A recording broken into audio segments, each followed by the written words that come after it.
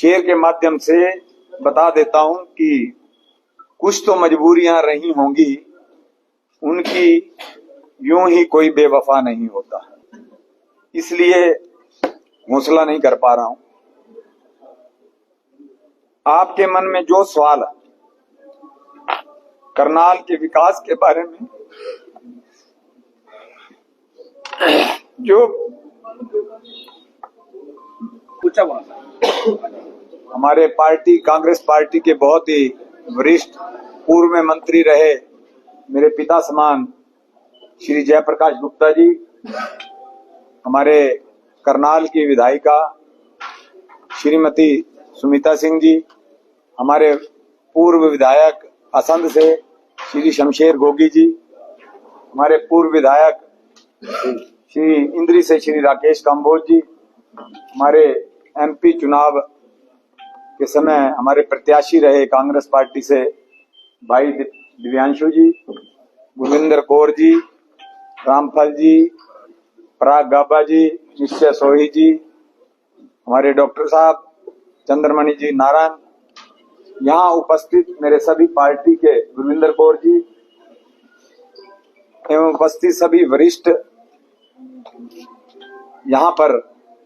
इस पत्रकार वार्ता में आने के लिए और मेरे पत्रकार भाई साथी सभी, मैं आपका यहाँ पर बहुत बहुत स्वागत करता हूँ। जैसा कि आज मैं जानता हूँ कि आज की जो पत्रकार वार्ता है वो बड़े अहम मुद्दों पर है, करनाल के विकास को लेकर है। शहर में जो हजारों करोड़ रुपए का भ्रष्टाचार हुआ है उसको लेकर है, और मैं आप सभी पत्रकार साथियों का यहाँ पहुंचने पर दिल की गहराइयों से बहुत बहुत धन्यवाद करता हूँ, आभार व्यक्त करता हूँ। और मैं यह भी जानता हूँ कि आज जो आपके मन में जो सवाल है, और मैं ये भी जानता हूँ कि आज कांग्रेस के जो हमारे पुराने साथी हमारी पार्टी को छोड़कर चले गए हैं, आप इसके बारे में मेरी प्रतिक्रिया जानना चाहते होंगे। उसके बारे में पहले ही आपको मशहूर शायर बशीर बद्र के एक शेर के माध्यम से बता देता हूं कि कुछ तो मजबूरियां रही होंगी, उनकी यूं ही कोई बेवफा नहीं होता। जी तो चाहता है कि सच बोलने का जी का चाहता है, पर करूं क्या, वो अपने थे इसलिए हौसला नहीं कर पा रहा हूं। आपके मन में जो सवाल है करनाल के विकास के बारे में, जो भ्रष्टाचार आपने देखा ही होगा कि कल उन्होंने मेरे साथ जाकर जिस प्रकार से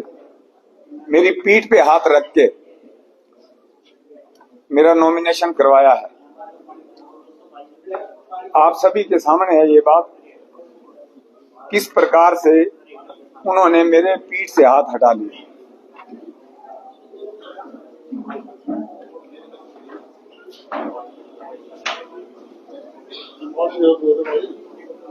जो भ्रष्टाचार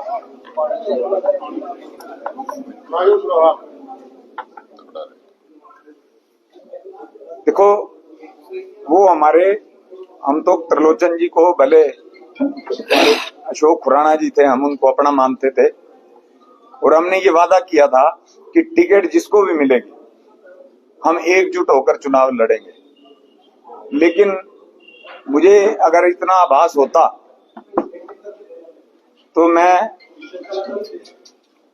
पार्टी से शायद ये कह देता कि भी आप टिकट उनको दे दो, लेकिन उन्होंने अपने मन की बात नहीं बताई, और वो जिस प्रकार से बीच मझधार में छोड़कर चले गए हैं। देखिए, अपनों के जाने का दुख जरूर होता है, लेकिन आज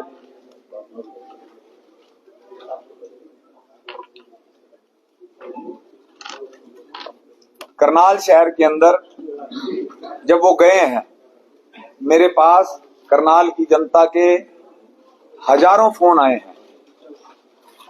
करनाल जो मेरा परिवार है उनके सभी के, उन्होंने एक ही बात कही है मुझे कि मनोज जी अगर वो चले गए हैं ना तो आप इस बात की चिंता छोड़ दो कि वो चले गए हैं, इसी में ही भलाई थी, वो चले गए। करनाल का एक एक जन आपके लिए, जो हमारी करनाल की सरकार बननी है उसके लिए हम एक एक जन पूर जोर से हम चुनाव लड़ने का काम करेंगे। आपके मन में सवाल है कि करनाल के विकास के बारे में जो भ्रष्टाचार पिछले 5 सालों में हुए हैं उसमें मेयर हमारी एक कठपुतली की तरह काम कर रही थी। मेयर पति ने जिस प्रकार से करनाल की सरकारी जमीनों पर कब्जे किए हैं, जिस प्रकार करनाल में अवैध कॉलोनियों का विस्तार हुआ है, गरीबों के आशियानों पर बुलडोजर चलाए गए हैं, जिस प्रकार करनाल की मिडिल क्लास फैमिलियों को नगर निगम में परेशान किया जाता है, छोटे छोटे कामों के लिए भी लोगों से रिश्वत मांगी जाती है। हमारे करनाल के विधायक बड़े भाई हमारे जगमोहन आनंद जी, उन्होंने बहुत बड़े बड़े वादे किए हैं कि करनाल को भ्रष्टाचार से मुक्त कर देंगे। वो मुझे ये नहीं समझ आ रही वो किस मुंह से इतने बड़े बड़े, सबसे बड़े, आज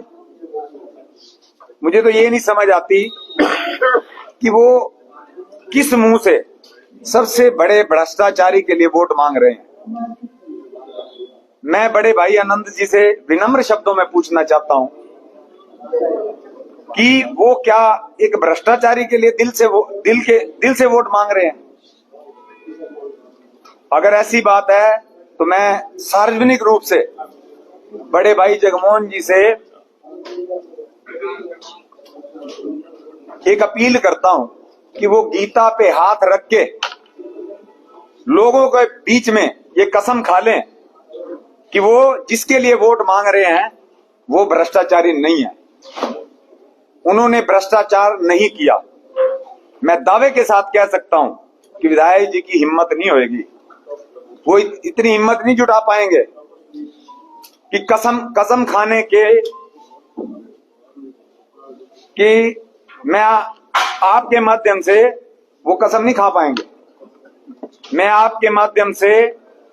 करनाल की जनता से अपील करना चाहता हूं कि आप अब की बार, आपके पास बड़ा सुनहरा मौका है इन भ्रष्टाचारियों से छुटकारा पाने का। मेरे पति का सपना है मनी मनी, और आपका, मेरा और हम सब का सपना है ग्रीन करनाल, क्लीन करनाल। इस सपने को पूरा करने के लिए हम सबको मिलकर मेहनत करनी पड़ेगी और अपने खूबसूरत करनाल को, जो आज इन भ्रष्टाचारियों के कारण त्राही माम कर रहा है, सड़क में खड्डे हैं या खड्डों में सड़क, शहर में ये तकरीबन रेड लाइटों से जो जाम की समस्या है, हम उसको दूर करने का काम करेंगे। करनाल को एक विश्व स्तरीय पेरिस की तर्ज पर सुंदर बनाने का काम करेंगे। मेरा सपना करनाल का इतना विकास करने का है कि करनाल विश्व के नक्शे पर